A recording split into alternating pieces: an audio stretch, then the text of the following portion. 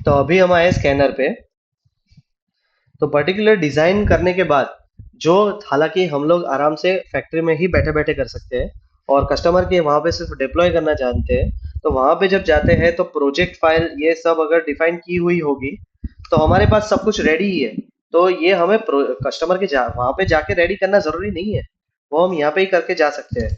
बराबर, हमारे कंप्यूटर में वो प्रोजेक्ट डिप्लॉय कर सकते हैं और सीधा का सीधा कॉपी पेस्ट क्या करना है, पूरा का पूरा ये फोल्डर, बराबर, ये पूरा फोल्डर हमने जाके डाल दिया तो फिर वहां पे भी ये खुलेगा।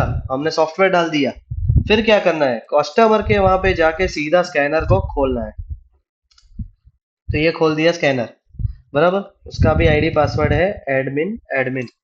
अभी मैं स्कैनर की फंक्शनैलिटी के बारे में बताऊं तो ये डिजाइनर हो गया कंप्लीट। तो स्कैनर किसके लिए है, तो वो पर्टिकुलर यूजर को यूज करने के लिए है। तो उसकी फंक्शनैलिटी उस हिसाब से है कि उसमें मॉनिटरिंग व्यूज दिए हुए हैं, यूजर सेटअप दिए हुए हैं, क्योंकि एक ही कस्टमर तो यूज नहीं करने वाला, कस्टमर के भी अलग अलग स्टाफ होगा, सब हो गए। रिपोर्टिंग के बहुत अच्छे अच्छे फ्रेमवर्क है उसमें, utilities of course and run time instructions, मतलब हमें क्या कस्टमर को समझाना पड़ेगा कि इसे कैसे मेंटेन करना है, बराबर। तो हम लोग स्कैनर को खोलेंगे, सीधी बात है, उसमें होम फोल्डर सिलेक्ट करना पड़ेगा सबसे पहले, वरना तब तक वो अंदर ही नहीं जाने देगा। होम फोल्डर कहाँ पड़ा है अपना, this PC, E drive, Multitech, project को ही सिलेक्ट करना है, सॉरी, करेक्ट। तो ये हो गया प्रोजेक्ट, होम फोल्डर सिलेक्ट। अभी मैं खोलूंगा तो प्रोजेक्ट आ गया अपने आप, मैं खोल रहा हूँ। Duplicate item, okay. एक्चुअली मैंने जो दो तीन चीजें चेंज की होगी ना,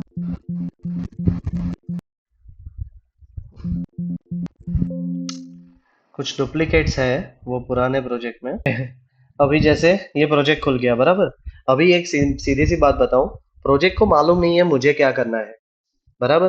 तो सबसे पहले आप इतना समझ लीजिए, इसका मैं एकदम जनरलाइज टर्म्स बताता हूँ कि प्रोजेक्ट अपने आप कभी नहीं खुलेगा।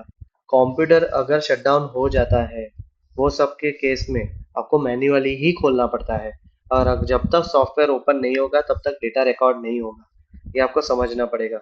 उसके लिए फंक्शन दिया हुआ है, वो हम लोग पहले ही डिस्कस कर लेंगे, बराबर। तो सबसे पहले मैं बात करूंगा कि ये कोई भी कंप्यूटर होता है उसमें सेटिंग्स, सबसे पहले देखिए ये लॉगिन एडमिन से किया हुआ है, बराबर।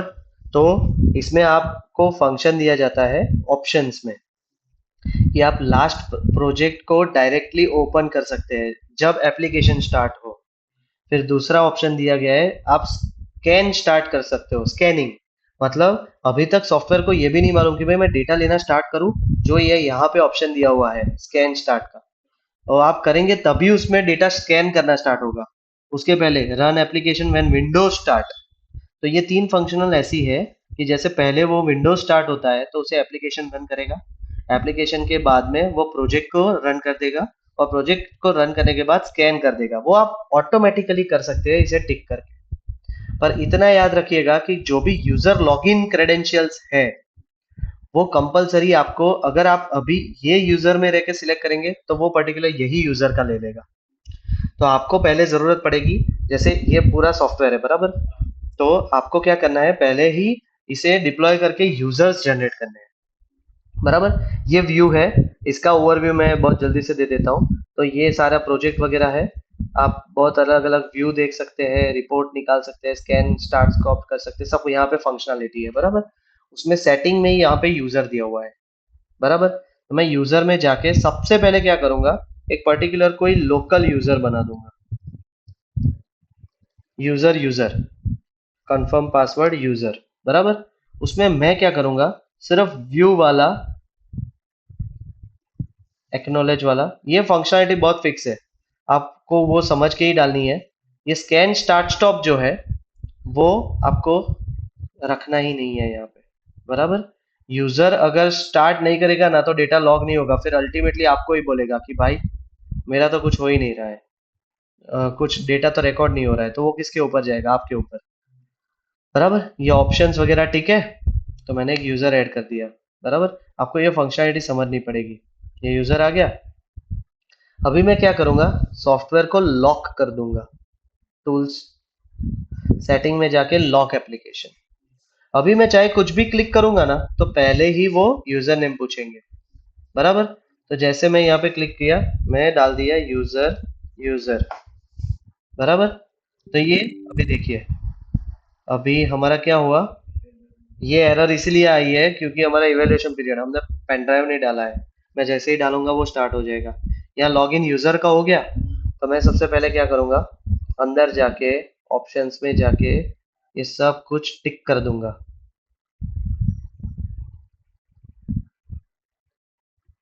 समझे? तब जाके ये इसमें चालू हो जाएगा, बराबर।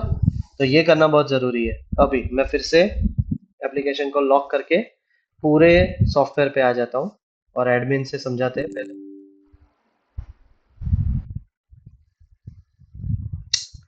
इसके लिए मैं प्रोजेक्ट वही फिर से कर देता हूँ। मैं टेस्ट प्रोजेक्ट ओपन कर रहा हूँ। पेन ड्राइव डाल देते हैं। ये इवैल्यूएशन पीरियड वाला नहीं पूछेगा अभी। ये इवैल्यूएशन पीरियड का अगर डेटा ऐसा आता है तो उसके लिए लाइसेंस की डालनी जरूरी होती है। या तो वो डैमेज हुई हो या तो डिटेक्ट नहीं कर रही हो तो ये इवैल्यूएशन का मैसेज आता है, बराबर। अभी जैसे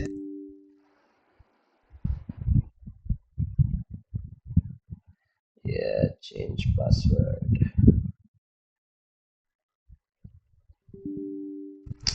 why it is coming still now. Okay, ये सॉफ्टवेयर पुराना होगा। अभी मुझे चला नहीं है, मैं सिर्फ समझा रहा हूँ, बराबर। तो जैसे ये यूजर का आ रहा है इसलिए यहाँ पे स्टॉप स्टार्ट नहीं हो रहा है।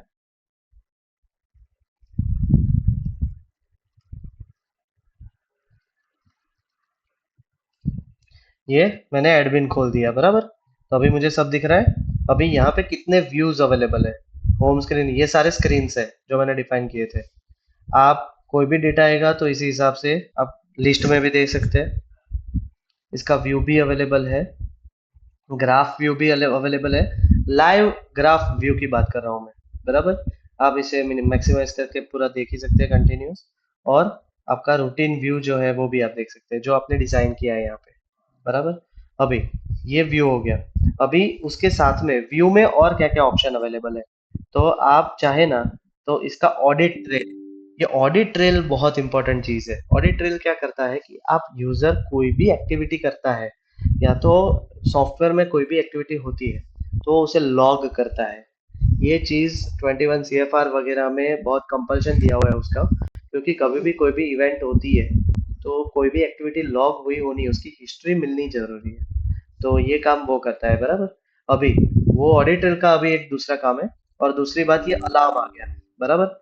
अलार्म क्या काम करता है, तो कितने भी चाहे अलार्म बन गए, बराबर, तो वो यहाँ पे दिखेंगे, शो करेंगे। अगर हमारे पास पुराने प्रोजेक्ट में कोई अवेलेबल हो तो हम देख सकते हैं, अभी अवेलेबल नहीं होगा। और वो सबका डेटा मुझे रिपोर्ट में मिलेगा। मुझे क्या करना है, ये रिपोर्ट में जाना है।